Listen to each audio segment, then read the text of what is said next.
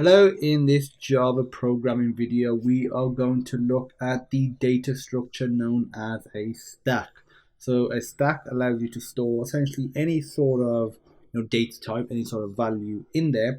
The interesting thing about it is LIFO, L-I-F-O, which is, you've guessed it, well done, last in, first out. You can think of it like a stack of books. If you stack up books, logically you would get the top one first, not the bottom one, because the stack will fall down unless you're Houdini.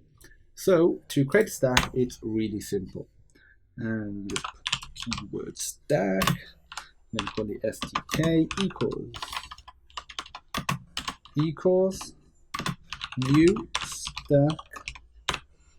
And now to add something to the stack, you just do stk.push, and that push whatever you want. So I'm going to push the number 1. I want to do stk.push. I want to push the number 2. I'm going to do stk.push again. And I want to do the number 3. stk.push. Now what? I'll put a number with a decimal value now, 4.9 for example, and stk.push. And I'm going to go one step further and put a string. So I'm going to say hello, like so. So we can print out the entire stack by doing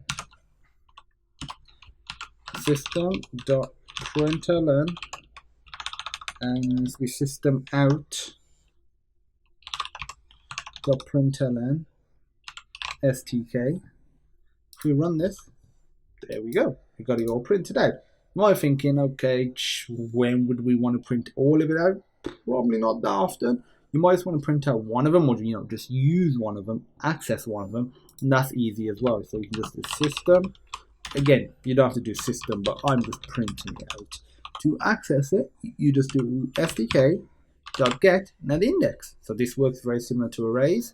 0 is the first one, 2 is the third one. So if let's say let's put 0 in there,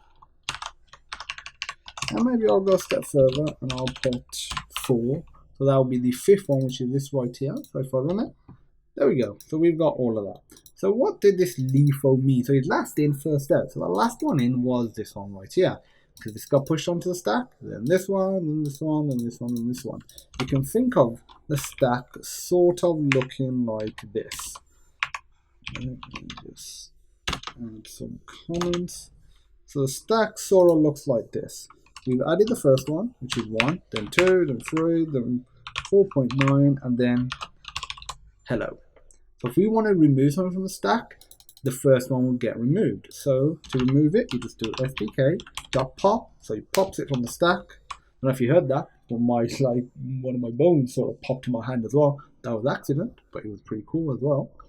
And then if it is system.out.println, let's just print it all out so you can see what it looks like now. There you go. The last one has been popped.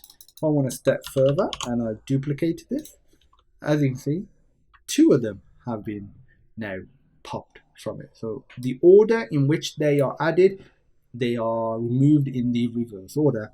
You may have seen there was a variety of other methods, like checking if it's empty, getting the size of it, which is down here somewhere. There was a size. There was a size method as well. I can't find it now. Well, yes, it's right at the top.